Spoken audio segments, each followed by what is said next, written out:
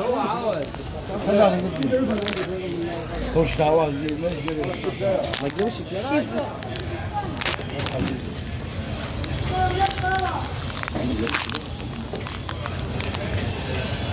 ولا صورة عايزين من المصمت اسمه المصمت ايه؟ عماد الدين.